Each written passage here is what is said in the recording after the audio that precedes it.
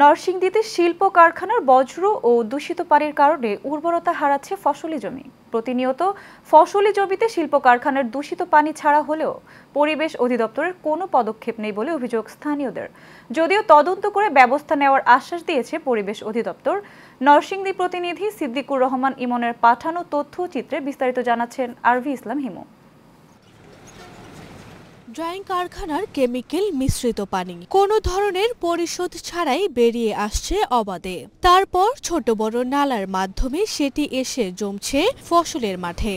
নরসিংদীর সদর উপজেলার পাঁচদোনা ইউনিয়ন জুড়ে এখন এমনই পরিস্থিতি। এমন প্রায় 40টি ড্রাইং কারখানা রয়েছে এখানে, যার কেমিক্যাল মিশ্রিত অপরিশোধিত পানি গেল 4 বছর ধরে ব্যাহত করছে প্রায় 40 গ্রামের কৃষি উৎপাদন। প্রত্যেক বছরই রঙের পানি আসে, এই পানি থেকে জমিনের ক্ষতি হইতেছে।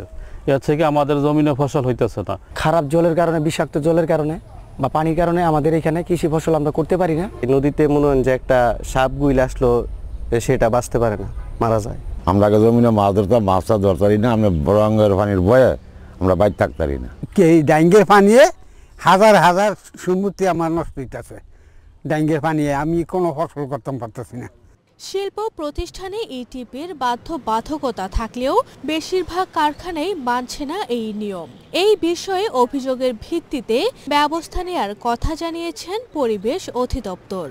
এসব এলাকায় যে তরল বর্জ্য সৃষ্টিকারী শিল্প প্রতিষ্ঠানগুলো রয়েছে, সেগুলোর পরিশোধিত পানি আলটিমেটলি পার্শ্ববর্তী পুরাতন ব্রহ্মপুত্র নদে পতিত হচ্ছে।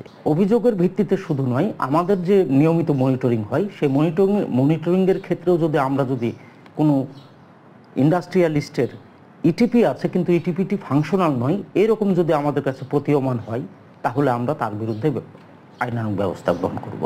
পাঁচদোনা ইউনিয়নে প্রায় 4000 বিঘা ফসলি জমি রয়েছে। এই অঞ্চলের প্রায় লাখো মানুষ সরাসরি কৃষির ওপর নির্ভরশীল। আরভি ইসলাম হিমু, এশিয়ান টেলিভিশন।